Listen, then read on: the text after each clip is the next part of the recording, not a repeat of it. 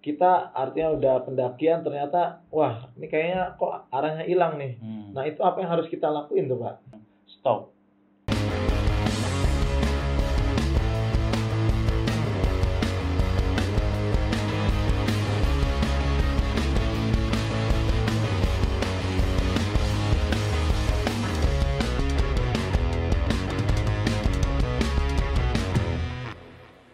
Halo sahabat olahraga, bersama saya Anis Fuad di channel Sahabat Olahraga Official.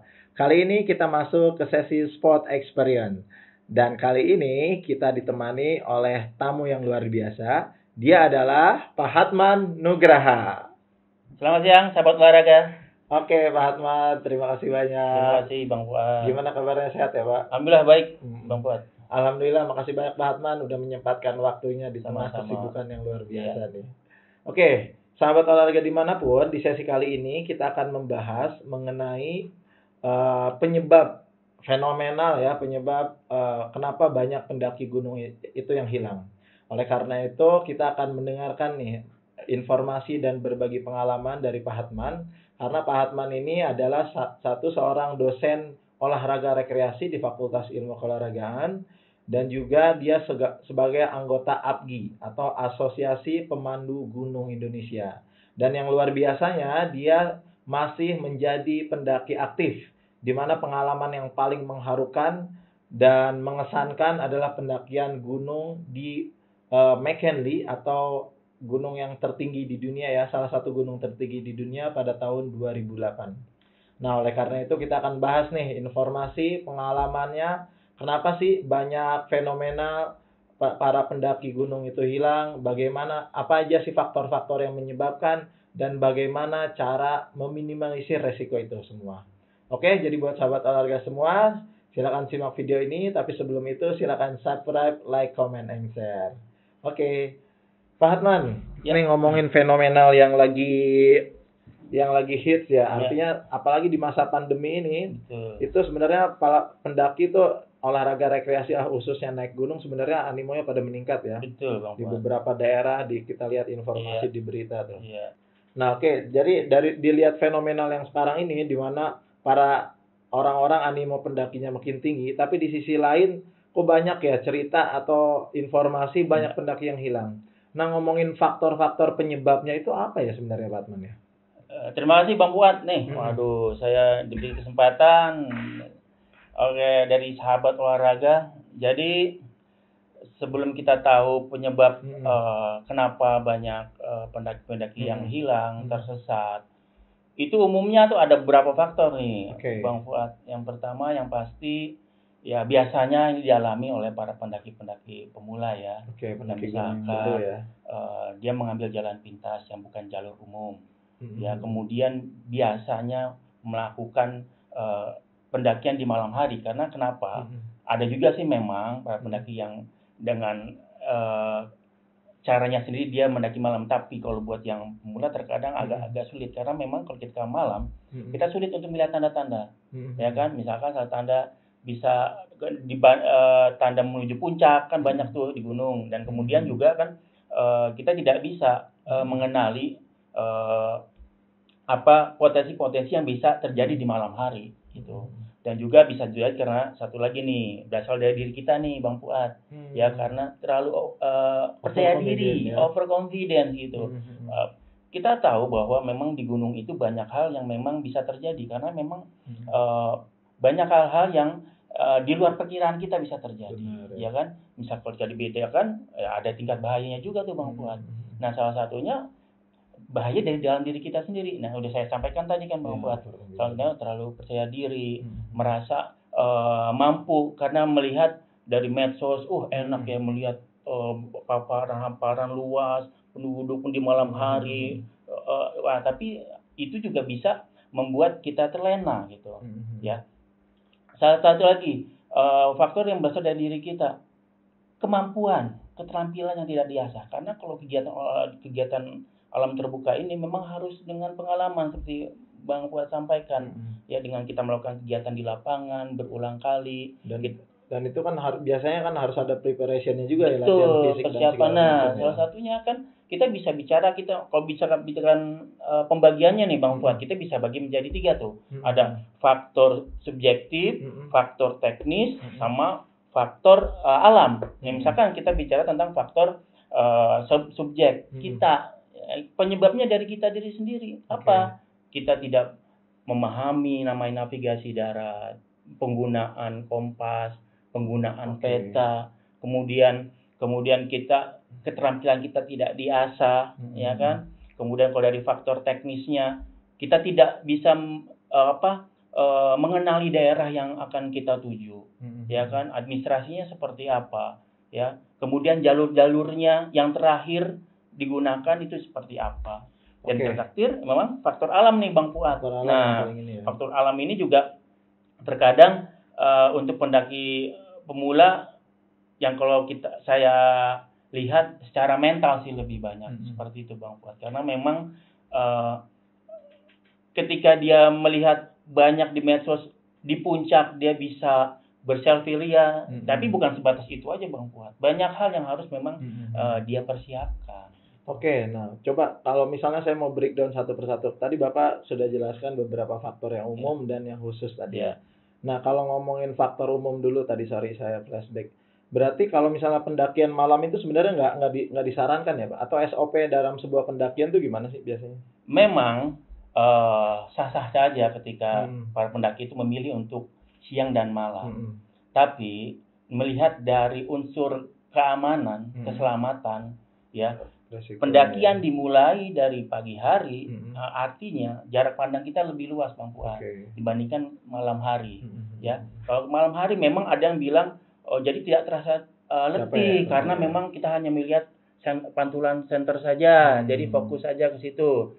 Tapi juga perlu diingat bahwa ketika kita melakukan pendakian di malam hari, itu banyak hal-hal yang memang menjadi perhatian juga secara khusus. Misalkan ketika ada pinggiran julang karena malam kita tidak tahu. Kemudian juga ada tanjakan-tanjakan yang memang cukup terjal. Kita jadi terbatas karena memang pandangan kita ketika malam itu tidak seluas kita melakukan pendakian di siang hari. Gitu loh Bang Fuad. Nah, kalau dari pengalaman Pak Hatman sendiri, Pak Hatman kan udah punya pengalaman berapa puluh kali lah naik gunung lah ya. Nah, itu Pak Hatman sendiri melakukan pendakian malam nggak tuh? Atau ketika melakukan pendakian malam tuh gimana cara preventifnya supaya mengurangi resiko itu tuh?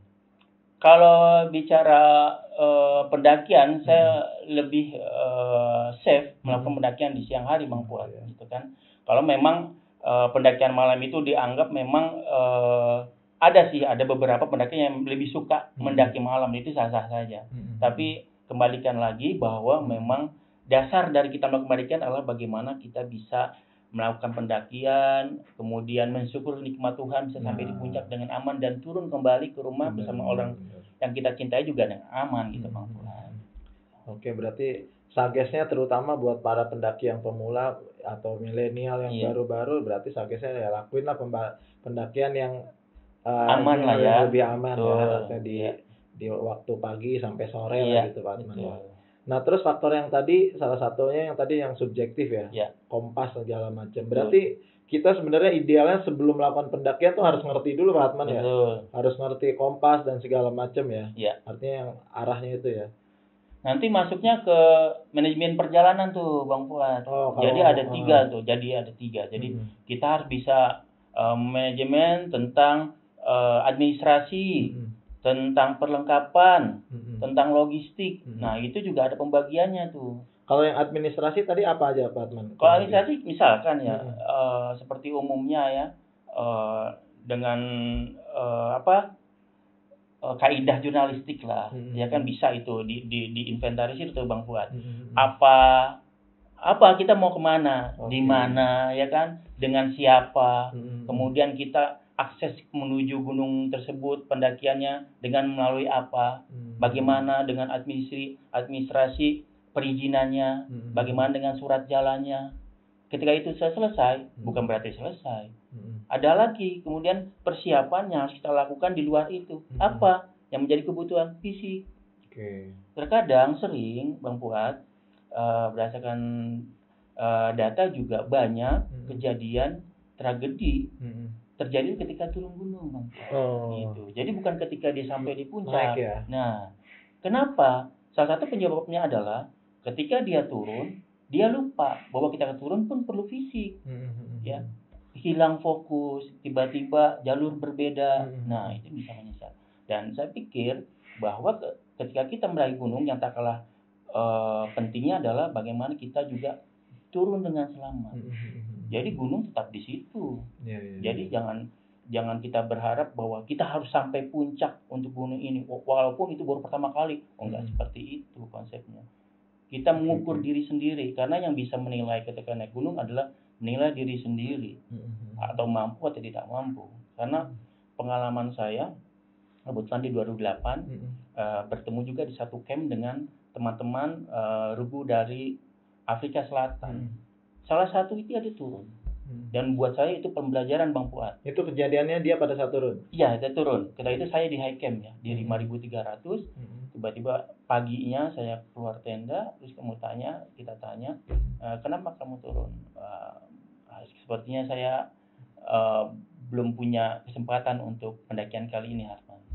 Dia bilang gitu. Saya yakin lah, tahun depan saya bisa kesini lagi. Gunungnya masih tetap di situ kok. Dia bilang gitu. Jadi saya pikir dia bijaksana dengan dirinya. Dan saya pikir itu penting. Dia mengukur kemampuan juga dia. Oke. Nah, balik lagi Pak Alon, berarti faktor artinya penyebab yang umum terjadi, artinya orang hilang pada saat pendakian, berarti itu ya, faktor subjektif, faktor alam, dan faktor teknis ya. Nah, sekarang kalau misalnya nih, kita artinya udah pendakian ternyata, wah ini kayaknya kok arahnya hilang nih. Nah, itu apa yang harus kita lakuin tuh Pak? Gini Bang Fuad, dalam beberapa literasi, referensi, dan ini kan masih batas teori, tapi memang harus kita lakukan juga ketika kita bermain atau berlatih di lapangan. Ada 4 hal yang memang kita perhatikan ketika kita dalam kondisi tersebut, situasi yang memang kritis ya, Bang Fuad. Itu sering sekali ada di beberapa buku panduan, buku referensi itu tentang stop. Ya, stop itu dari bahasa asing, Bang Fuad. Stop, thinking, observer, dan planning. Jadi stopnya itu pertama ketika kita merasa diri kita sudah di luar pemahaman kita bahwa saya udah keluar jalur, saya udah keluar dari track. Tanda-tanda yang memang saya kenali sudah berubah. Yang pertama kita lakukan adalah kita stop. Kita berhenti dulu. Berhenti dalam hal kita tenang, atur napas, ya kemudian kalau ada minum sisa kita minum. Jangan panik ya. Jangan panik, itu intinya Bang Fuad. Kemudian yang tahap berikutnya setelah kita tenang, kita berpikir. Kita berpikir dengan cara kita mengenali medan-medan sekitar kita. Kita jalan dari belakang kita, kemudian sebelah kanan saya mendaki, di sebelah kanan saya gunung ini. Nah, itu bagian dari orientasi medan. Bang Fuad. Setelah kita berpikir, kita mengobservasi. Kita mengobservasi apa yang harus bisa saya lakukan setelah kita mengalami situasi seperti ini. Mengobservasi. Kita logistik ada berapa. Kemudian situasi saat ini cuacanya atau kita menjelang malam itu berbeda Bang Fuad. Ketika kita malam kita sendiri. Secara manusiawi secara kita ada rasa takut. Betul ya? Ya. Tapi ketika siang hari kita masih aman. Nah, ini juga berarti ada semacam faktor psikologis juga harus kita lawan di saat itu. Ya, gelap saja menjadi sebuah ketakutan buat diri kita, betul lah Bang Fuad ya. Apalagi kondisinya kalau sendiri tuh. Betul. Ya kan? Kadang juga siluet-siluet di alam kan bisa berbentuk yang berbeda kalau pandangan kita jadi berbeda gitu kan. Nah, yang terakhir kita merencanakan apakah saya turut menuruni ini atau kembali ke jalur yang tadi. Tentunya dengan pertimbangan-pertimbangan dia. Apakah di sana teman saya masih ada atau kondisinya sekarang sudah menjelang malam saya harus bermalam. Nah, itu. Dan yang terpenting tadi kuncinya Bang Fuad sampaikan, jangan panik. Ya, karena memang naluri manusia ya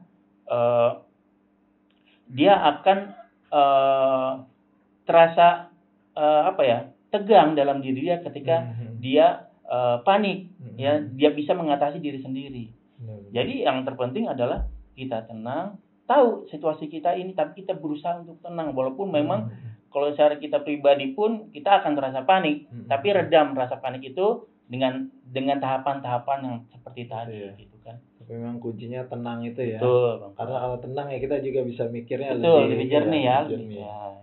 Nah, terus kalau misalnya ngomongin hilang tadi ya, hilang itu kan sebenarnya orang konotasinya ada yang berbau mistis, atau ada misalnya hilang jatuh segala macam. Nah, terus kalau misalnya dilihat dari informasi yang beredar kebanyakan, itu sebenarnya faktor hilangnya tuh diakibatkan kebanyakan apa tuh Pak ya? Apa subjektifnya atau alamnya atau apa itu Pak? Ya, hilangnya biasanya ada dua nih Bang Fuad. Biasanya dia dianggap tersesat, bisa juga tersesat kan keluar dari jalur, bisa juga tidak ikut rombongan karena keasikan dia selfie indah banget keluar dari rombongan, dan juga karena memang dia hilang memang karena kecelakaan, karena musibah Bang Fuad. Misalkan dia terpeleset jatuh ke jurang sehingga sulit untuk bisa dikenal lagi lokasinya karena memang sangat curam dan terjal gitu Bang Fuad. Seperti itu Bang Fuad. Iya. Nah, terus kalau misalnya hilang kalau karena misalnya kayak mistis gitu, itu menurut pandangan atau itu pengalaman Pak Hatman tuh gimana ya ininya? Kalau menurut pandangan saya Bang Fuad, kalau mengenai mistis itu memang ada ya dari beberapa banyak juga kejadian peristiwa. Intinya seperti ini ya, bahwa walaupun patah lama masih tak berlaku Bang Fuad. Di mana bumi pijak, di situ langit dijunjung. Artinya keberadaan makhluk kasat mata itu ada. Nah, sekarang dikembalikan ke kitanya. Apakah kita bisa bersikap sopan, beretika ketika di alam juga, tidak hanya kita di kehidupan sehari-hari gitu kan. Ya, kalau berdasarkan pengalaman saya, ada hal-hal yang memang dilanggar secara etika, secara aturan gitu, karena memang kita berada di wilayah yang berbeda di Bang Fuad.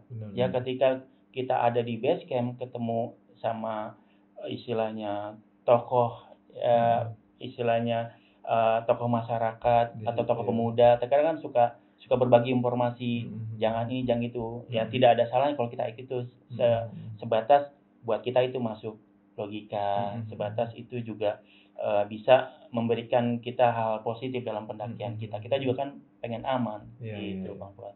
Jadi memang sebenarnya garis besarnya penyebabnya itu mungkin salah satu faktornya secara teknis yang tadi Pak Hatman jelaskan ya, artinya bagaimana kita harus meminimalisir risiko dengan cara kita paham mengenai arahnya, terus juga usahakan pendakian juga di waktu siang atau pagi gitu kan.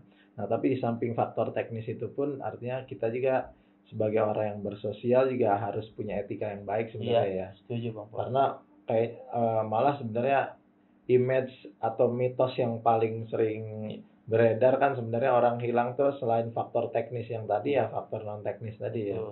Berarti memang pesan buat para pendaki milenial ini untuk meminimalisir risiko apa nih kira-kira Pak Hatman? Yang pertama, bekalilah diri teman-teman para pendaki pemula untuk selalu belajar Bang Fuad, ya kan, belajar bisa melalui sekarang teknologi berkembang Bang Fuad, ya kan. Semuanya bisa kita bisa browsing, kemudian kita aplikasikan ke lapangan. Itu yang penting. Ya, kita tidak hanya membaca tapi kita juga mengimplementasikannya di lapangan. Dan yang kedua, usahakan juga bisa membina diri, ya, melatih fisik. Kita tahu gitu kan bahwa kondisi gunung ini tidak bisa diprediksi. Artinya teman-teman harus punya kebugaran tubuh. Dengan cara apa? Dengan cara melatih diri. Ya, latihan fisik secara teratur, terprogram, terperinci, terukur. Nah, itu juga salah satu modal penting. Nah, jangan sampai terjadi apa yang saya sampaikan di awal. Bisa naik gunung, nggak bisa turun. Karena memang kelelahan fisik itu. Ditambah lagi ada beberapa gejala-gejala penyakit gunung, mountain sickness, ya, hipotermia, hipoksia. Nah, itu kan memang bagian yang bisa terjadi dikarenakan kondisi fisik kita juga gitu loh. Gitu Bang Fuad. Dan yang terakhir, saya juga berharap para pendaki ini juga bisa tidak mengindahkan aturan-aturan atau bisa mengikuti aturan-aturan yang memang diberlakukan di setiap taman nasional di pendakian lah. Misalkan aturannya memang di musim pendakian kita ikuti aturan, jangan coba-coba mengambil jalan pintas gitu kan, karena memang risikonya sangat bahaya Bang Fuad. Gitu Bang. Dan itu berlaku untuk pendaki yang profesional sekalipun ya Pak? Saya kira demikian Bang Karena Fuad. terakhir saya dengar informasi itu artinya ada orang kampung itu sendiri pun bisa hilang, bisa meninggal di artinya di tempat yang biasa dia lalui ya, karena dia merasa overconfident, merasa artinya anak daerah situ ya, akamsi ya. Tapi tetap SOP itu berlaku untuk siapapun ya. Setuju Bang Fuad. Oke, sahabat olahraga dimanapun, nih menarik banget. Artinya kita harus bisa mengaplikasikan ya apa yang tadi Pak Hatman sampaikan, karena itu penting banget, karena hubungannya dengan nyawa kita. Jadi buat sahabat olahraga dimanapun yang suka naik gunung, yang suka pendakian, tetap jaga SOP-nya dan juga coba meminimalisir resiko hilang atau resiko cedera dengan apa yang tadi sudah Pak Hatman sampaikan. Oke sahabat olahraga, dan terima kasih banyak Pak Hatman. Sama-sama Bang Fuad. Di sesi kali ini kita cukupkan, dan di sesi berikutnya kita akan menggali cerita dan informasi pengalaman langsung dari Pak Hatman mengenai pendakian dia yang paling krusial, paling menegangkan dan paling mengesankan. Karena apa? Karena partner dari Pak Hatman yaitu pendaki, yaitu salah satu pendaki yaitu Pungkas.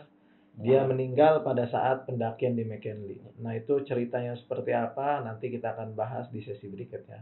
Oke, terima kasih buat sahabat olahraga dimanapun. Sampai bertemu di video berikutnya. Terima kasih, salam olahraga. Salam olahraga.